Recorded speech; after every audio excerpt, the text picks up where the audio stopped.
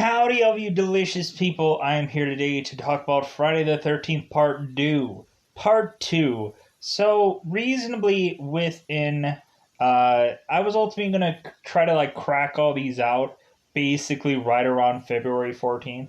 But I think I'll just ultimately just go, into the fact of, who really knows how much anyone really cares about these reviews?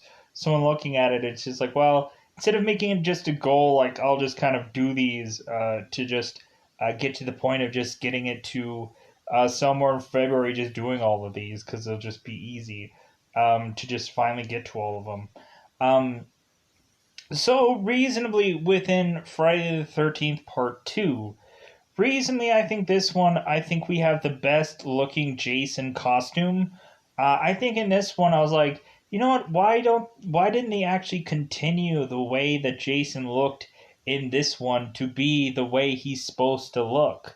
Like they could have kept the whole sack thing on his face, and they could have had two eye holes and stuff like that. He could have almost been almost a quasi scarecrowish character this entire time kind of thing.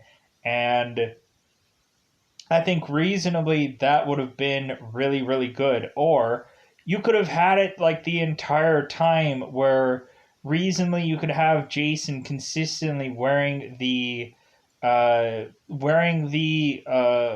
wardrobe of whatever the camp was to look like. You could consistently if everybody was all wearing camp counselor gear, you could ultimately have Jason who is also wearing a camp counselor shirt, and ultimately when looking at it, basically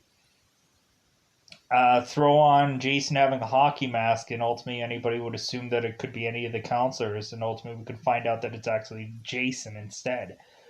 So we could almost have a who done it kind of thing, and then ultimately it would be towards the tail end of the movie we could have Jason have a scapegoat for somebody. And wouldn't that be interesting to just have Jason ultimately throwing on his hockey mask to one of the other people and ultimately oh my god, so this entire time it was so and so person, how could it be? And then ultimately Jason could be ha ha ha ha and skate away every single time, and ultimately find the hockey mask every single time. And ultimately, or just he could have different masks on every time, because it never made sense to me to consistently have the hockey mask. But anyways, it's to each their own. So, or ultimately he could find different hockey masks every time. It'd be interesting. But anyways, so hence why you should have a Voorhees show. Anyways, so going on into here, we ultimately have it to where in this movie, we ultimately have to bring back the first girl from the first movie who survived at the end, and I thought that that was really interesting. Also, it seems that in this movie we are kind of consistently going to a same certain pattern, but ultimately we have it to where Jeannie ultimately is a seemingly character that is feeling very sympathetic for Jason for some bizarrish reason. And so ultimately within this movie, I really liked the aspect of them trying to find some different approach to being similar to the ending of the first film. How ultimately they are trying to up the ante with this movie, with kind of going and killing people in quasi more interesting ways. Or it seems like you have certain people in this camp that ultimately are to ultimately die in interesting ways, or kind of something that looks visually different. So, and we also have Jason who is coming in with a pitchfork, and that has got to be the coolest looking image that you could possibly have in this movie.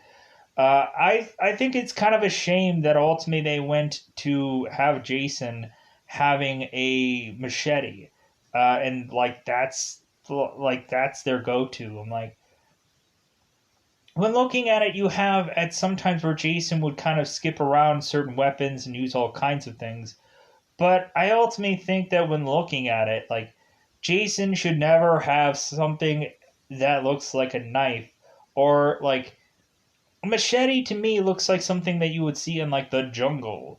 So ultimately, I'm like, I just don't quite understand how uh, Jason would have a machete, but I guess it is what it is. Like, when looking at it, there's only so many ways that you can kill somebody with a pitchfork or something like that. So ultimately, they just decided to just go with the machete, because ultimately you can kind of conveniently do things. But really, Jason also manhandles people by like basically ripping them apart. Here's the thing, though. How is it that Jason ultimately gets so effing strong through every single one of these movies? How is it that he consistently every like what is he doing? Like, is he going and on the off season, like he's just benching, he's just lifting weights, he's just training like crazy? Like, is that ultimately the thing that we never actually get to see, that Jason, when ultimately there's never a Friday the 13th in some year, ultimately he's forced into just like, man, I'm just training like year round for eventually my day to come. And and so ultimately, like, that is the interesting thing, is that reasonably uh we never have it to where there's a Friday the 13th on like next to some holiday or something like that, which I thought would be funny. But anyways, so because ultimately we have a tour February 14th, and why not? Anyways, moving on. So, going into here, so Friday the 13th, and I never quite understood why exactly it had to be Friday. Anyways, so, because ultimately Jason just had to die on of Friday the 13th, so I guess every Friday. Anyways, I guess it just makes for a much more convenient story than just Halloween, where the guy comes up once a year. So, uh, anyways, I really enjoy this variation of this movie. I think there is kind of a lot of twists that ultimately they kind of one off do. They ultimately kind of have the spirit seemingly of Jason's mother in this movie, and so ultimately I just kind of enjoyed that aspect. We really kind of have Jason look much more like the Elephant Man in this movie, but when looking at it, I'm like, this is a much better costume than I think the hockey mask and everything is to come after that.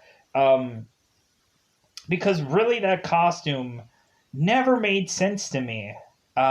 Even though it's like, oh no, well, like the reason for justification of it all is blah blah blah blah blah. Like, I think we get it to where in, I think, Friday the 13th 3, we have it to where ultimately Jason eventually gets the hockey mask and so on and so forth. But really, when looking at it, I'm like, yeah, but there's no, like, all about that is so random. There's nothing that actually writes in perfectly any of this stuff.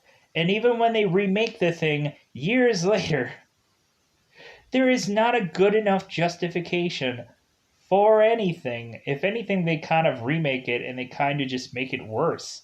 Um, because ultimately, like, Camp Crystal Lake has ultimately just been a thing that has just been out there for a very long time, and now it's just closed down. And so Jason now has, in the remake, like, go after people just because he has nothing better to do.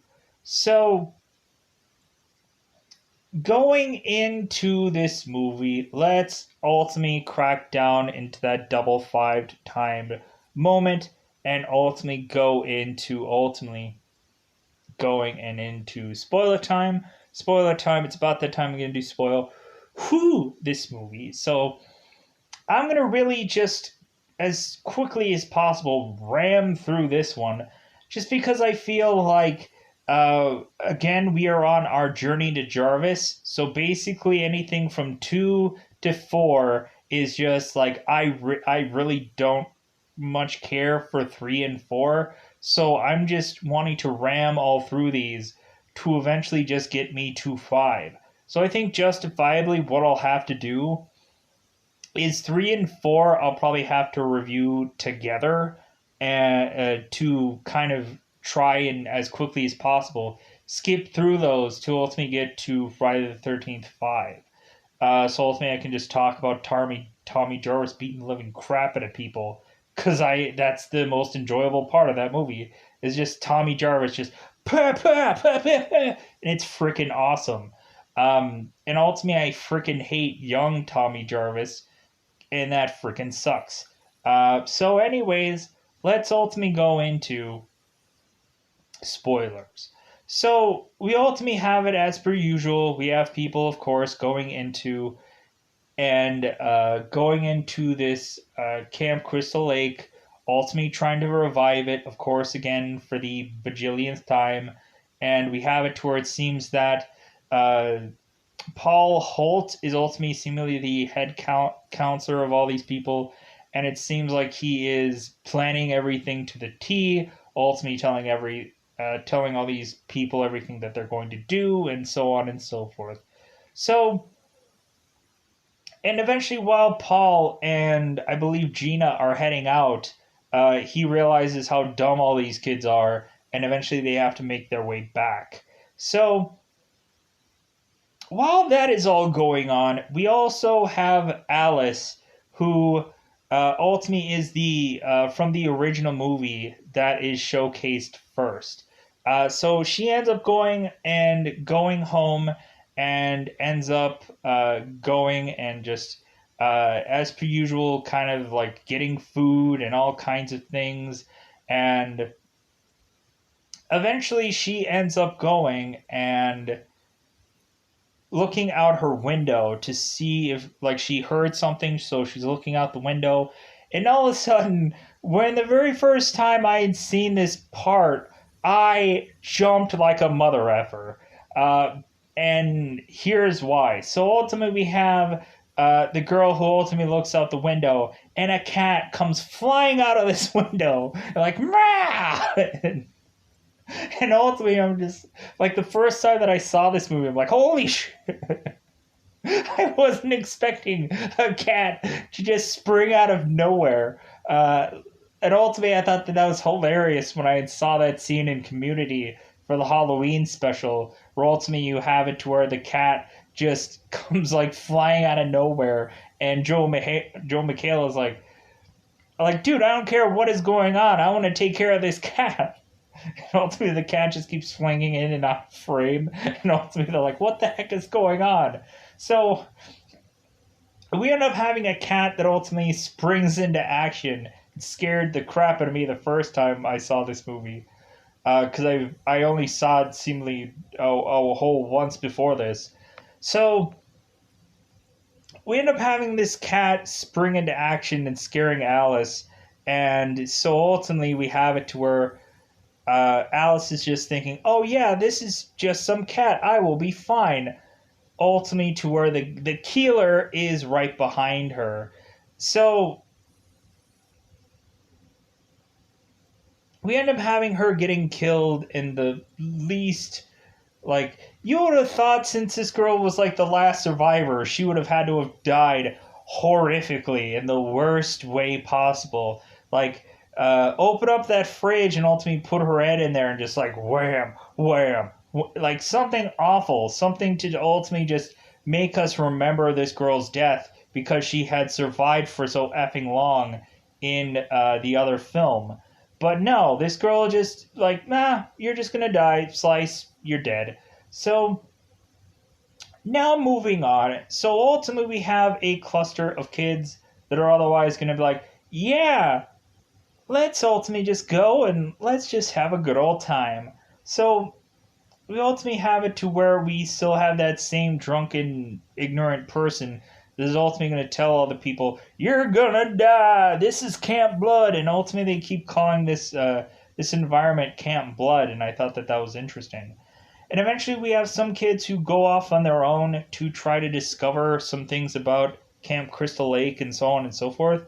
Because we seemingly have Sandra, who ultimately wants to take her boyfriend off into a journey of discovering things. And because ultimately she is attractive enough to just persuade this guy to do so. So, moving on. So, we have this guy called Crazy Ralph that is like, oh, you're gonna die. No, you're all gonna die. And ultimately, we end up having this character ending up getting killed via being choked by some wire of sorts up against this tree. I'm like, oh, thank God. What if this guy was in like all of the Friday the 13th movies, consistently reminding these people, you're gonna die? And so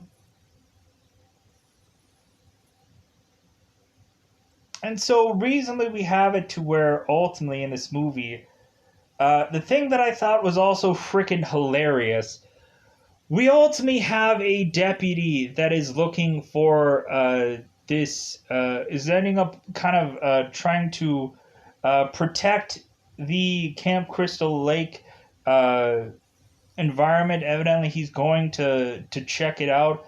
He ultimately gets Sandra and her boyfriend from off the Camp Crystal Lake premises. And then ultimately, we have it to where this deputy ends up running after someone into the forest. And here is the funniest thing that I've ever seen in a movie in my life. So we have it to where this deputy is running.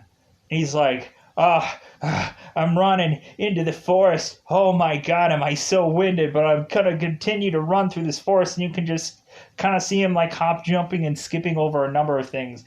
And then eventually you have this deputy who ends up stopping dead in his tracks just to fix his hair, and then ultimately he goes and runs more. I'm like, what the is this? What the is this? We have it to where this deputy is running into this forest, hopping and skipping over any like logs and all kinds of things. But then he has to stop and ultimately just like, yeah, I gotta fix this. Yeah, I gotta make sure it's all nice and fixed. And then he just like, yeah, let's keep running more. Come on, let's get to the. And so we have it to where ultimately this deputy, as per every single person in this movie, ends up just getting their throat cut at some point and killed. Every single person just has to just get their throat cut for most of this movie. At some point, we do ultimately have seemingly one character who is a handicapped person that ends up going and seemingly strolling into one part of seemingly strolling into one portion of this place, and he ends up getting a machete to the face and ends up rolling backwards out of his wheelchair. And I thought that scene was really interesting looking. So we have to where seemingly slowly but surely we are having people horrifically die at some point. We ultimately have it to have Terry, who is wearing a seemingly Mickey Mouse thing of clothing, ultimately to consistently get harassed by, I believe, this character called Scott. So Terry is ultimately like going and trying to, I believe, go like skinny dipping or something along those lines. And Scott ends up trying to steal all her clothes, and we end up having to where Terry's ultimately running after Scott to try to get her clothes back. So we end up having it to where eventually we have like Scott consistently pulling pranks on this girl, and ultimately that has led to ultimately these people ending up getting killed, while Scott is ultimately pulling a prank on this girl, or is going to pull a prank on her, and he ends up getting killed. And then when Terry ultimately goes to think that Scott is pulling another prank, that is when she ultimately dies as well. So, moving on, we eventually have it to where there are people making sweet, delicious love in this movie, and while they are making sweet and or delicious love, we end up having it to be that ultimately we have a character who has been named Ted, ultimately putting on a mask and spear and ultimately scaring the kids, which I thought was ridiculous.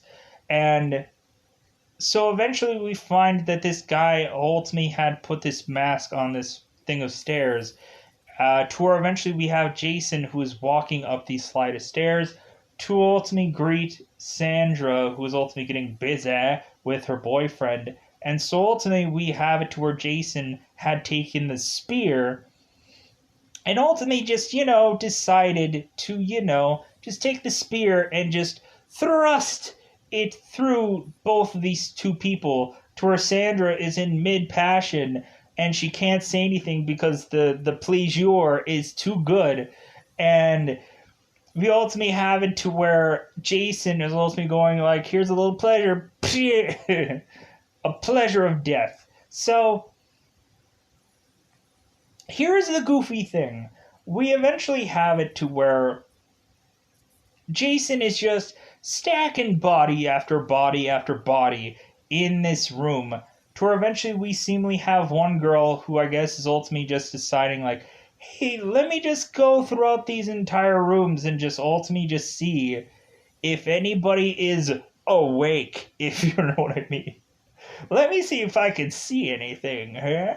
And so we have one girl who ends up stumbling upon into the room, realizing that two people are dead. And she's like, oh my god, I've seen two people dead. And so what she ends up doing is she ends up like falling against this wall, and she is just paralyzed by fear. Like, she cannot move. She's just in utter shock, and she's just like, I'm just stuck against this wall, ultimately waiting for Jason to ultimately just kill her. I'm like, she had like a million minutes to ultimately get out of this room and be safe. But no, this woman is just standing there waiting to die by this Jason man, this hockey masked, or not hockey masked, this elephant masked character. And she's just like, and Jason's like, death. So I thought some of these scenes in this movie were so hilarious or so absurd, and I was like, God, these movies. Some of these movies are the goofiest things that you've ever seen in your life, but God, did I enjoy them. So we are ultimately led to have the J of Sun ultimately just slaying and filleting everybody, slicing and dicing most of the time. Throats are being cut for the most point.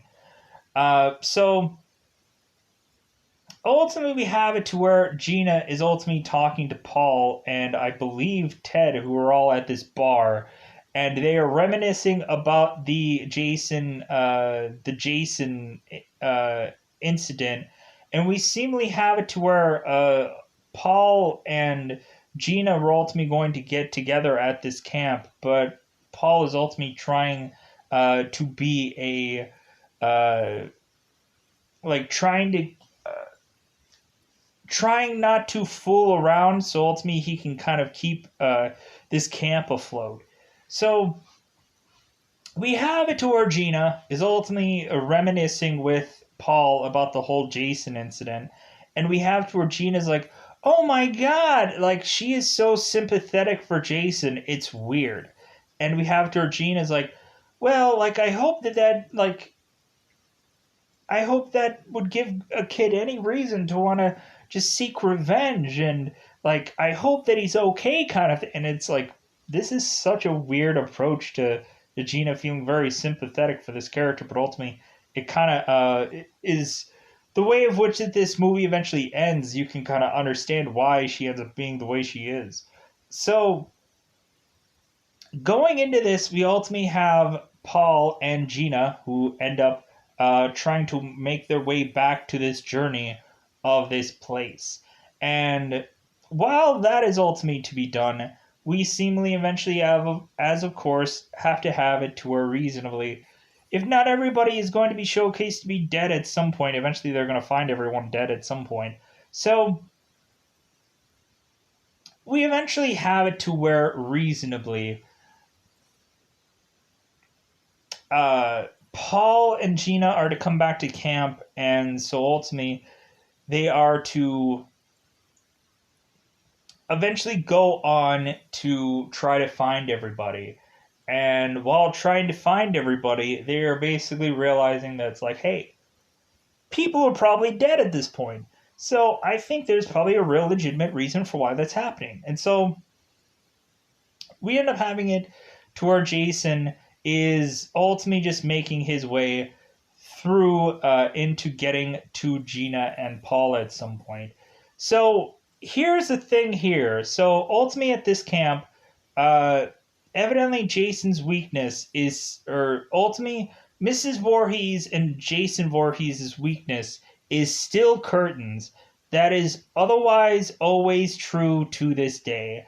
That their weakness is curtains. So if you put curtains on a window, there is no way that Jason or any Voorhees is going to be making it through that window. So that is still cementingly a thing that we need to do now.